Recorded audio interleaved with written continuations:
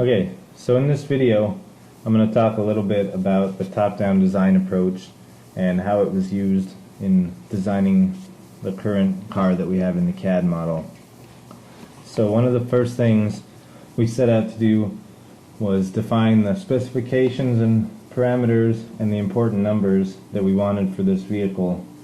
And the way we did this was doing a lot of research on what other top 10 and top 3 schools were doing, kind of taking an average of what they were running for their track width, their ride height, their wheelbase, and a few other things like suspension design. We wanted a smaller car, obviously, so we chose a wheelbase of 49 inches, which is significantly smaller than the car from the previous year.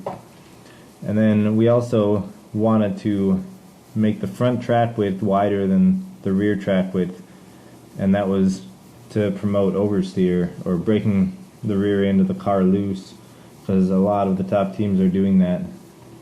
So taking averages of some of the top teams, we came up with 52 inches for the front track width and 48 inches for the rear track width.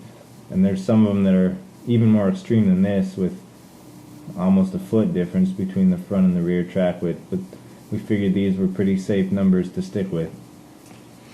Another important thing to decide on pretty early on is the ride height and the droop for your suspension.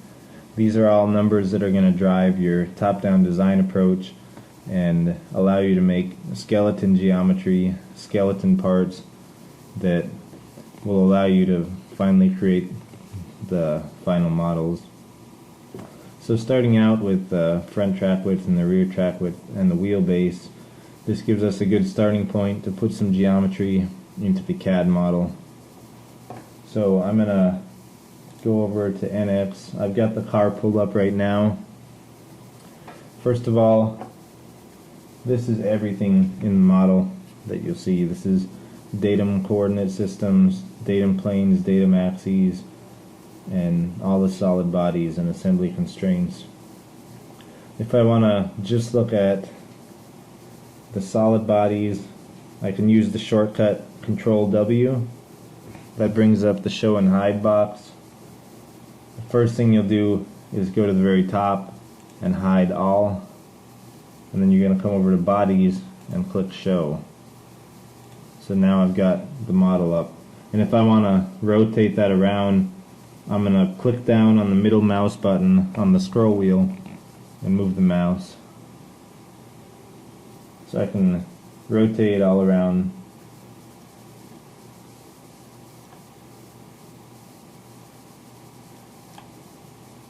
And if I want to pan, I'm going to click the middle mouse button and the right button and then drag the mouse around. And then zoom. That's just the middle mouse wheel back and forth. Anyone who's familiar with NX will recognize this. So what I was going to explain, I'm going to go ahead and show everything again. Now over here on the right side, you'll see the assembly navigator, and this contains the base part and all of the sub-assemblies contained within it. So in the top-down design approach, you start out with the base part, which is 000C.8 currently in our case, and from there you assemble everything else within it. So this base part represents the topmost constraints on the system. So in this case, I'll show exactly what's in that part. I'm going to go and highlight all of these right here, right click on them, and show and hide. And I've also got a few assembly constraints. I'm going to hide those.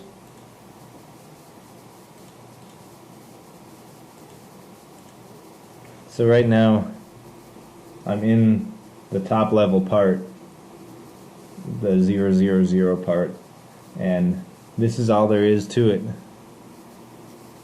there's the datum coordinate system, the one that is the absolute reference geometry for 0, 0, 0, and then there's two other datum coordinate systems, and these are the front wheelbase and the rear wheelbase. This is the center of those. So from our other constraints that we looked at earlier, the wheelbase was 49 inches, and I think that may have changed from when we laid out these numbers, but the bottom line is the distance between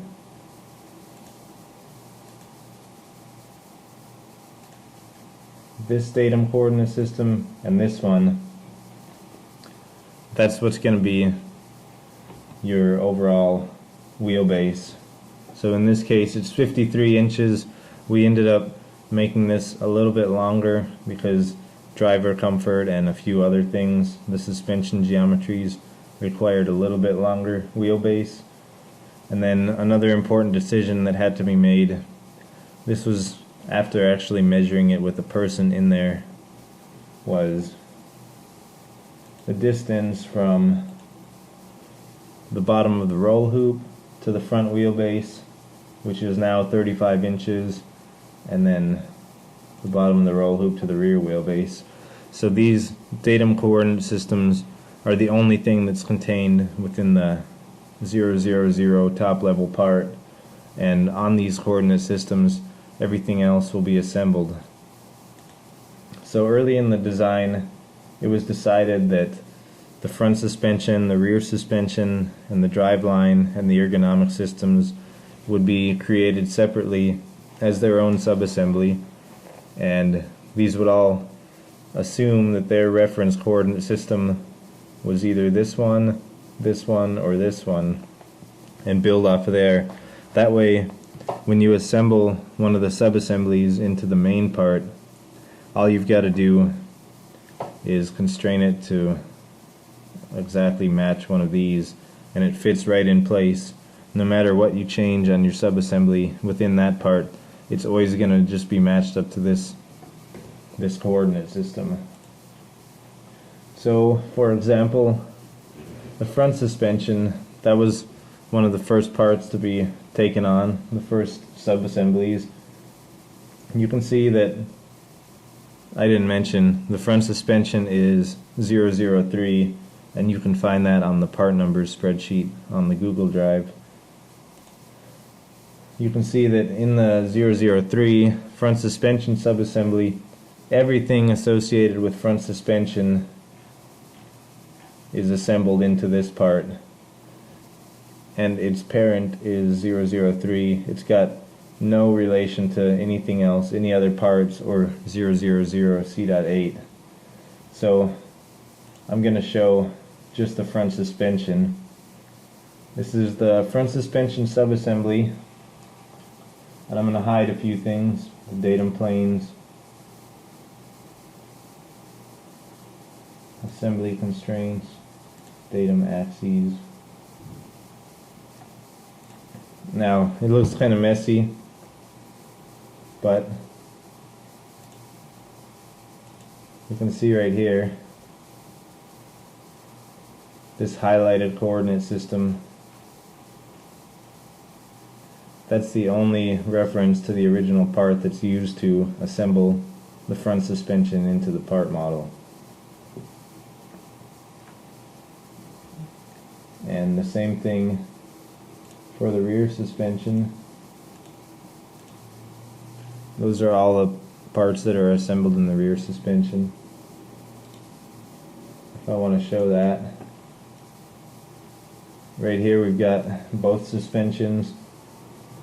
They're created independently of each other, but because we use the top-down design approach and the original constraints, when you assemble them in the main model, they line up exactly where they need to be.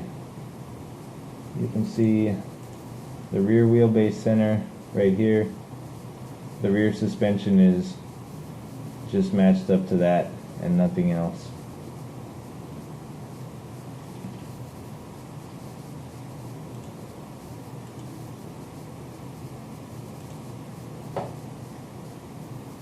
And the driveline subassembly, same way. This is the chassis and a few ergonomic components.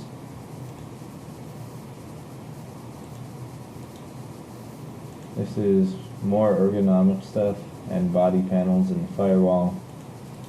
And then finally, brake components. So you can see that once all these things are shown at the same time, they fit together exactly where they need to, but they're not dependent on each other, which is the right way to model it. That way each subgroup can modify things and without screwing up the other subgroups.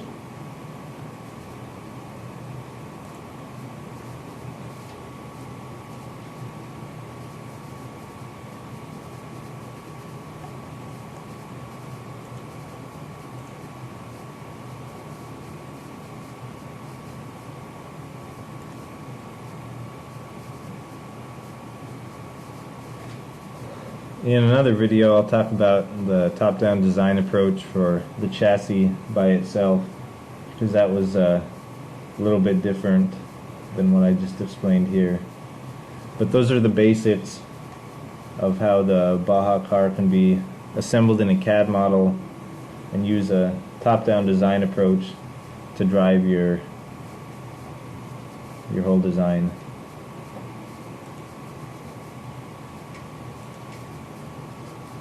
I will mention one more thing.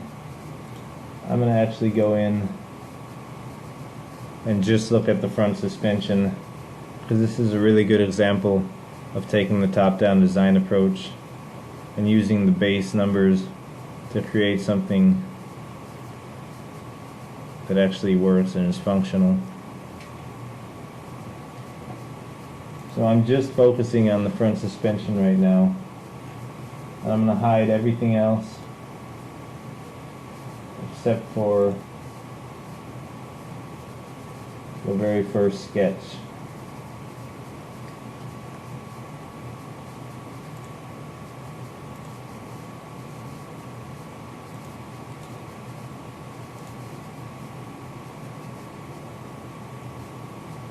Okay.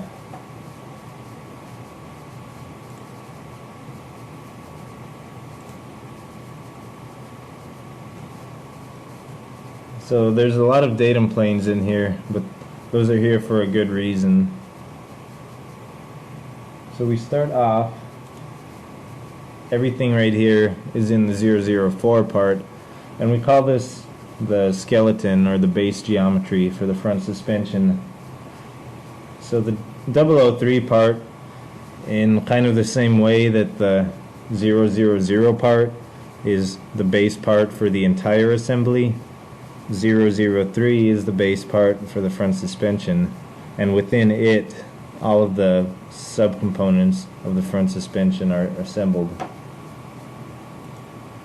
So if I were to hide this one, this is, aside from those few lines which shouldn't be there, this is all there is to it for the 003 part. It's just datum coordinate system.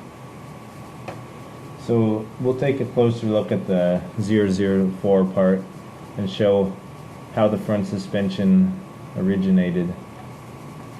So I've just made this the active part by double clicking on it. You can see that everything else is grayed out, a little bit more transparent, and this one is highlighted. Now if I go over here to the part navigator, I can see everything that's been done in that part. I'm going to start out from the top. This is the coordinate system for the 004 part, and I've got a few things that aren't showing right now because they were hidden earlier. So I'm going to go ahead and show everything in this part. So the very first thing we started out with was an axis, and you can see that here. This is just the axis along the coordinate system, something we can start out with, and then there's also a datum plane right here, which is labeled ride height. Now that's based on our original number. That's 12 inches down below the coordinate system right here, which is intended to be the bottom of the chassis. So we're starting to create some geometry here to try to figure out a model for this entire system. The next one is just a sketch down here, and that sketch, you can tell that it's dependent on the ride height plane, because you see that ride height, that plane turns red when you click on this sketch. And what this sketch was intended to be was the front track width. So just a line down there, and it should be 52 inches wide, and it's at ride height. So this is just used as a reference. The next one is the rake angle. And for the rake angle, that was another thing. If we look at the presentation, we decided on 8 degrees. So this rake angle plane is just inclined 8 degrees from the ride height plane, and it's using this line here as an intersection.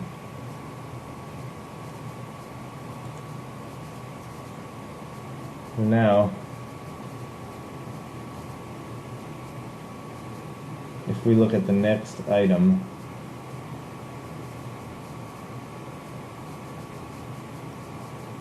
that's the wheel travel plane. So that's perpendicular to the rake angle plane. That's how this plane is defined, and you rotate it about the same axis. So we're starting to define even more geometry, because you know that assuming that the front suspension is a double wishbone setup, and those are going to be parallel to the rake angle plane, then it's going to have to move in a perpendicular fashion to that plane. So that's why we call this the wheel travel plane. And it's actually on this plane that the sketch is made for the skeleton geometry. So this is a 2D sketch to try to sort out some of your suspension parameters and figure it all out in 2D, get everything working right before you move on to 3D. So I'm going to double click on that sketch and go into it.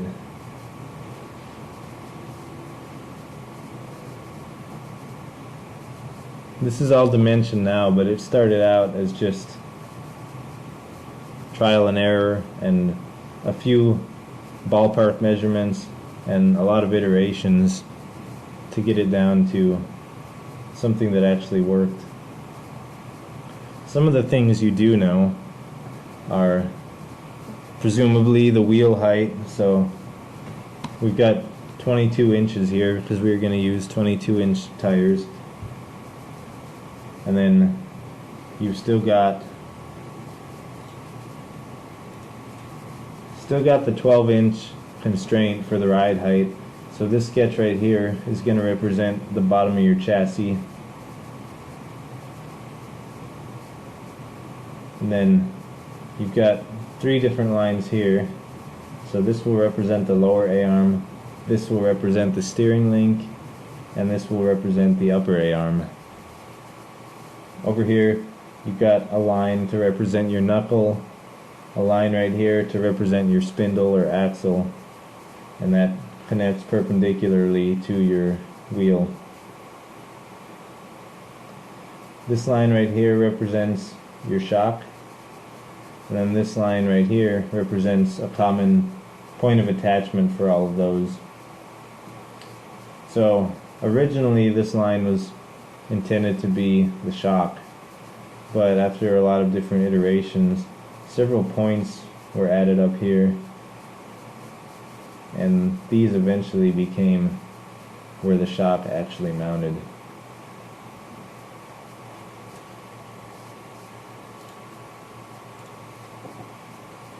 So by starting out with these couple constraints,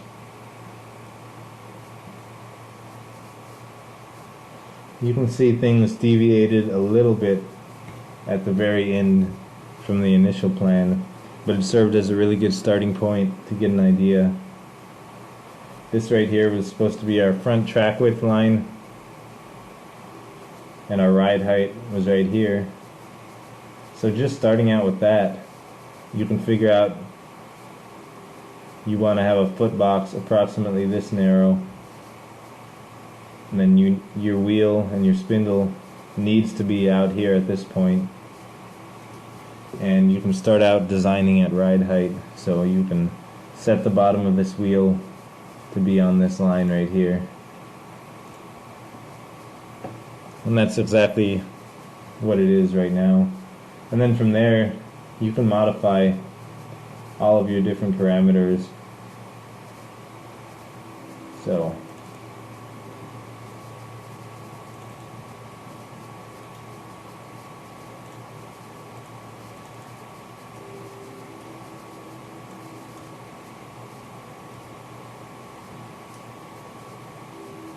if I just modify something right there, I can see how the entire suspension geometry changes.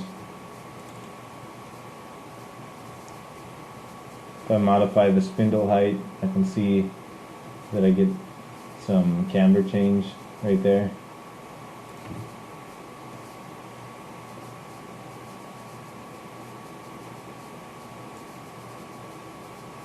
And you can see, if you've got everything properly constrained, you can kind of run it through the travel just by dragging the sketches around. And by doing this, you can check some of your different parameters, like your camber change throughout the range of travel, and you can figure out exactly how far you can move the suspension before you run out of shock travel, assuming you already know your shock mounting locations. So the 2D sketch is a really powerful tool to start out and get the base geometry for your suspension. It's especially helpful for the double wishbone setup on a front suspension. So I'm going to get out of this sketch and show you what's next in this 004 base geometry part. So this is the skeleton geometry sketch we were just looking at. The next thing we have is the suspension plane, which is going to be based on the wheel travel plane and the skeleton geometry. So I'll show you how that's actually defined.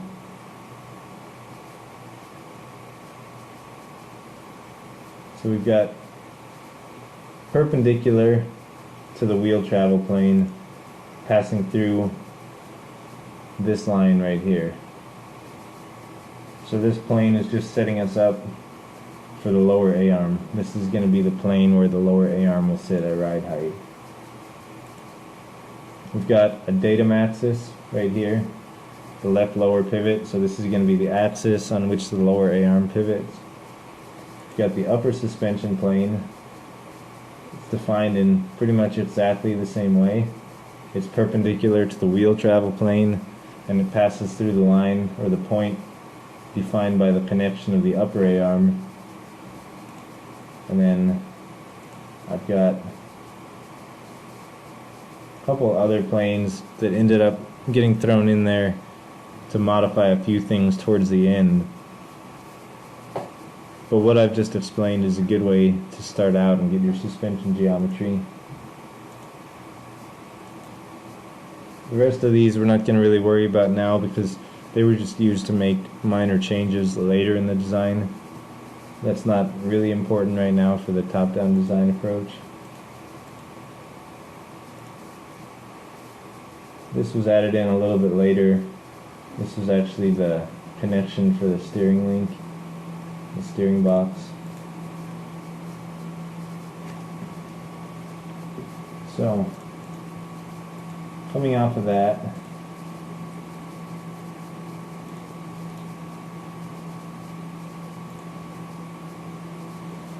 here is one of the first parts that was made off of the skeleton geometry, and this is basically a skeleton upper A-arm.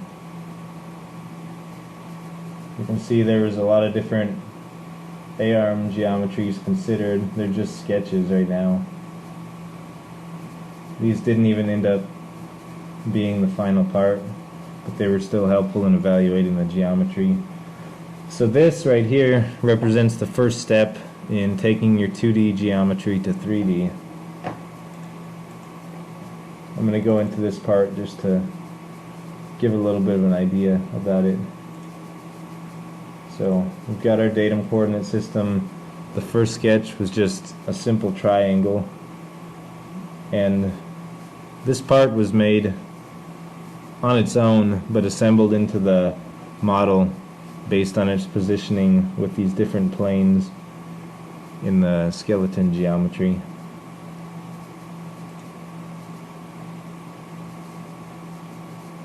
So right now it's just these couple different sketches just to try out some different ideas. But that's how you would do it, and you could start out with just the triangle like this, and then you could assemble it into your front suspension part and then start modifying things in place. So you can see that it was made to go right to the very end of this front suspension part, the knuckle.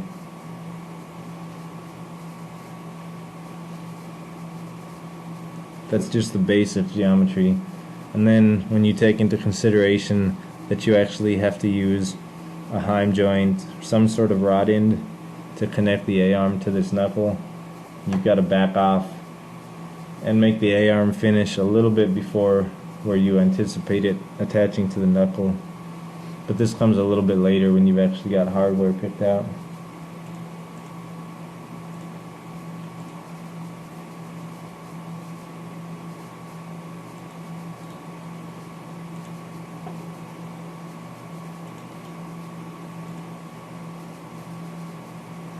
Now you can see that 3D things are starting to make their way into the model.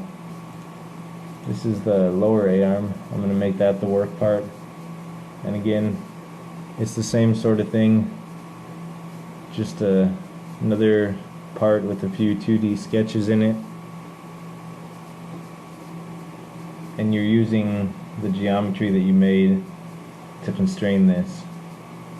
So I'm making sure that my A-arm is going to fit within the constraints of attaching to the chassis right here, having that right here as the pivot point, and still being able to attach to the knuckle out here.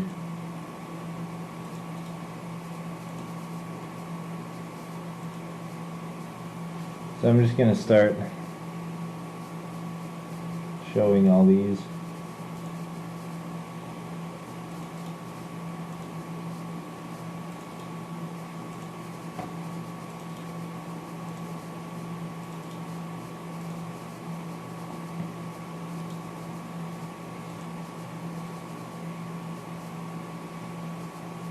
So you can see with a little more development, now there's a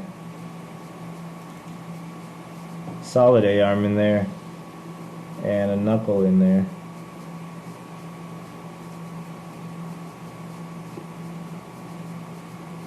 And again, all of these things are still being constrained to that base geometry at first when you're creating the models.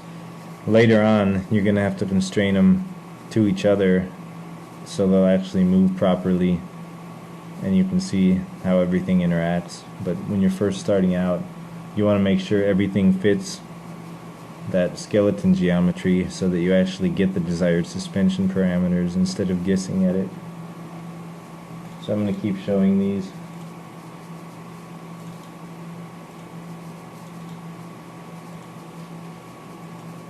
Now there's a lower A-arm, so you can see how this stuff all fits together.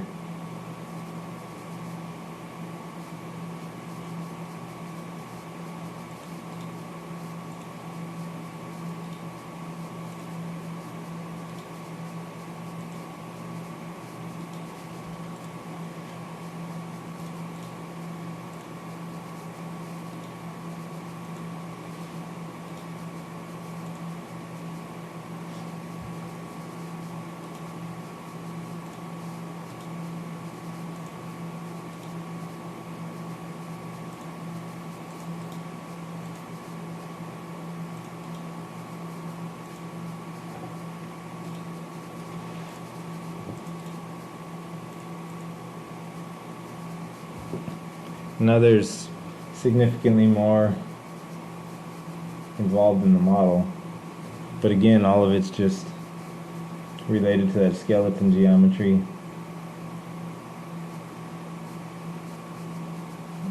And I'm going to go ahead and show that all of that stuff moves together. I've already got this model constrained to where it moves like that. So if I click on the assembly constraints button up here, grab a piece of the model, you can see how it all moves up and down. But if I take it back to the starting position, you can see that it all fits up with the skeleton geometry. The upper and lower A-arms match the planes that they're supposed to be in, the knuckle and the axle and the wheel. Everything is in the right place where it needs to be.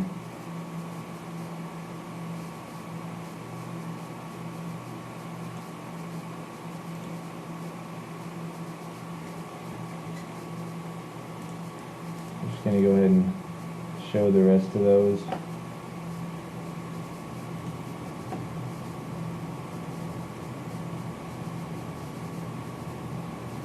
So that was a brief overview. It looks kind of quick, maybe it seems easy from what I did right here, but there's a lot of work involved in actually fitting all these parts together and constraining them and making sure that the geometry is actually what you want.